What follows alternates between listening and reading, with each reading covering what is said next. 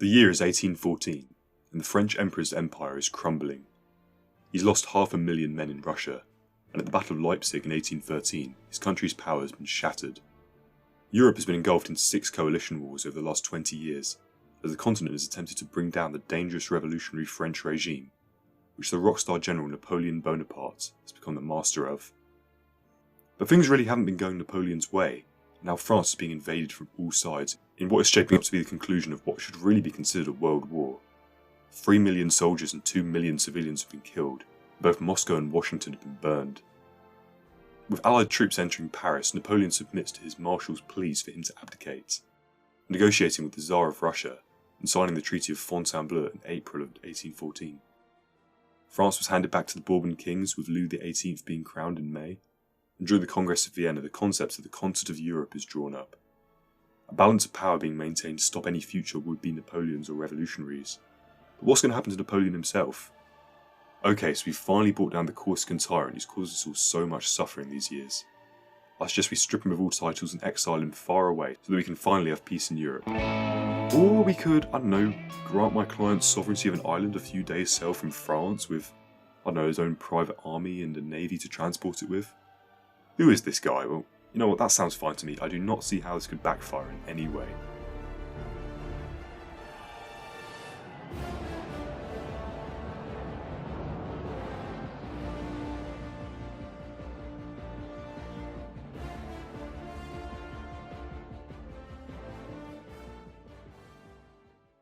So Napoleon was sent to the island of Elba, not as a prisoner but as its ruler. The European powers, except for Britain who saw his entire reign as illegitimate, just wanted to have him dealt with and negotiated this very cushy deal with France's former emperor. He had 600 men under his command and a small navy including a brig, the Inconstance. And the emperor threw himself into his work, improving the island's economy and infrastructure. He rode to the top of the mountain every day where he could see his birthplace of Corsica, as he awaited his wife Marie-Louise of Austria and their son to join him. She was, however, having an affair, and Napoleon would never see his son again. And he was also grief-stricken to receive the news that his first wife, the love of his life Josephine, died. But despite all of this, Napoleon was still the ruler of a beautiful Italian island.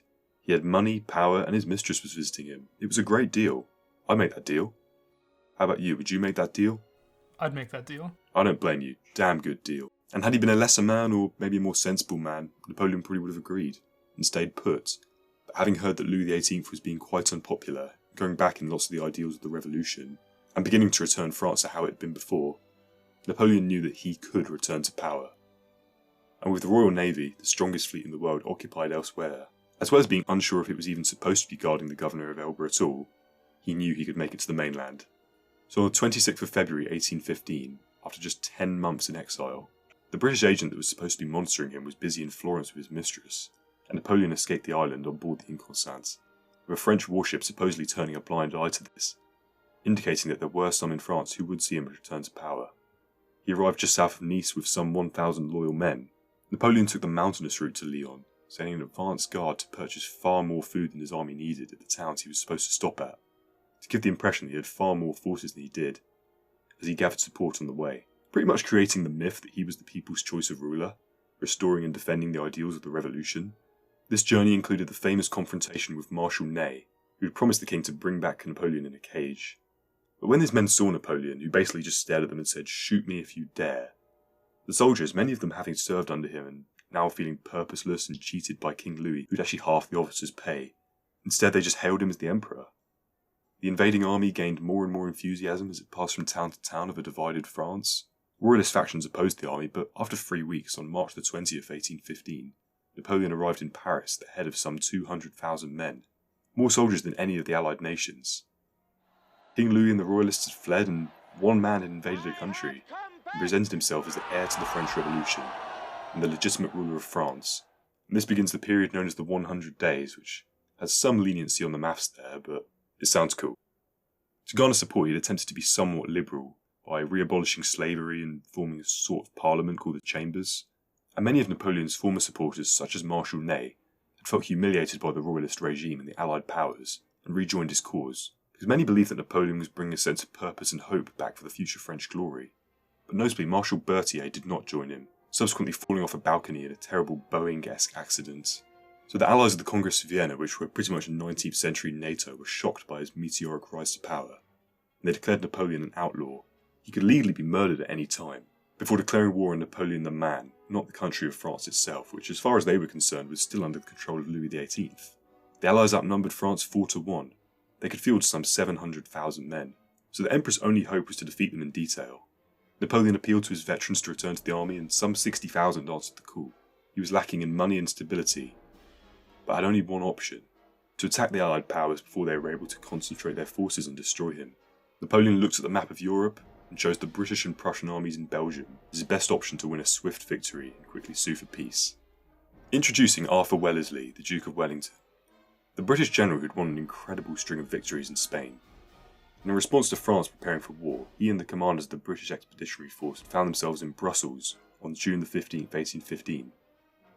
And not expecting to be in combat for some time, they were all at the Duchess of Richmond's ball, an opulent aristocratic affair, where the officers danced with the local ladies. But behind this facade, Wellington conducts his council of war. Unsettling news has just arrived. Napoleon and the Grand Army have crossed the Belgian border, and they're actually not that far away from Brussels itself. They're attempting to drive a wedge between the British and Prussian forces. The army mobilises at once, with General Picton going to battle in a top hat and jacket, and many others doing so in their dancing clothes. Wellington's army does not have the best bit of the British army. They're in America, and only a third of his troops are British. Half speaks German as their first language, and there's lots of very green Dutch and Belgian troops too. Even the British allies, the Prussians, have lots of soldiers who have previously fought under Napoleon, so it will be an issue in this campaign that soldiers on both sides will urge each other to desert. Napoleon has some 73,000 men, Wellington has 68,000, and Blucher commands 50,000 in the Prussian army. Napoleon cannot let these two armies fight him at once. He must destroy them in detail to stand a chance. So on the 16th of June, Napoleon orders Marshal Ney to hold Wellington at Quatre Bras, whilst he destroys Blucher at Ligny. This will prove to be the Little Corporal's last victory, and on the 17th of June, Wellington still hasn't heard that Ligny has been lost and doesn't do anything. The messenger's been caught and shot. Napoleon doesn't take advantage of this, and the Anglo-Dutch move north. The Prussians move north in parallel, pursued late by Marshal Grouchy, who could not fully intercept them since Napoleon had waited some 10 valuable hours to order the pursuits. In the early hours of the 18th, Wellington receives a commitment that Blucher will march to support him, so they decide to stand and fight on a hill, which Wellington had kept in his back pocket for a year as a possible spot to defend Brussels, hoping to buy enough time for the Prussians to march over the hill and support him. So Napoleon isn't doing too well at the moment. It's a theme here that he's just making more mistakes than anyone who's familiar with his earlier career is used to. He's also seriously suffering with his health.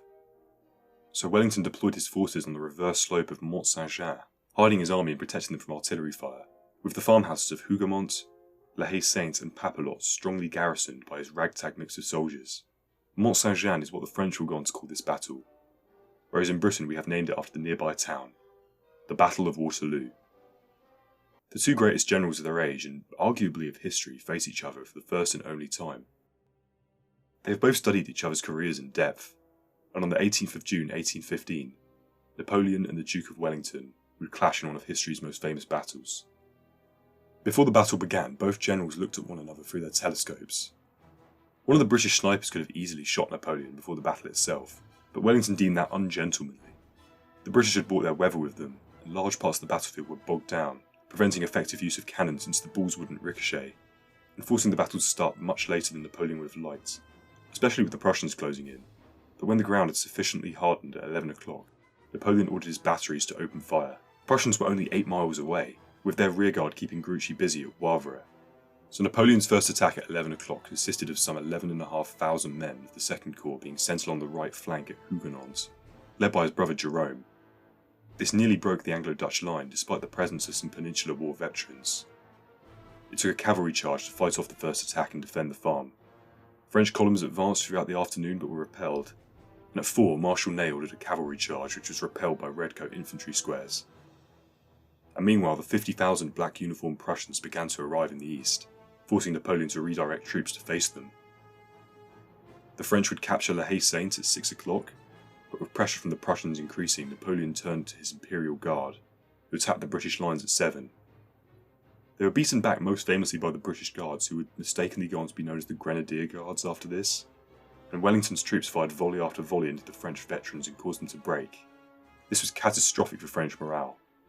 Napoleon had actually ridden forward in this attack, and it's suggested that he'd intended to die there, before his generals forced him to withdraw. This leads to a general collapse in discipline and retreat in the face of a general Allied advance. The old guard remains, they refuse to surrender, and they're massacred.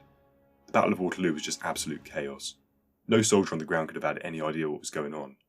Duke of Wellington said it was a damn close run thing, and even towards the end no one could have known who was winning. 50,000 men were killed or wounded. Napoleon barely escaped and attempted to return to Paris to strengthen his political standing, but he was faced by the two chambers which he created in order to seem more liberal, and they decided to meet as a permanent government and forced him to abdicate on the 22nd of June 1815. He attempted to name his son as heir but wasn't really in a position to do so. So on the 8th of July, Louis XVIII was restored to the monarchy yet again, and the defeated Napoleon went to Malmaison, where Josephine had died a year prior, to grieve her, before briefly attempting to flee to America.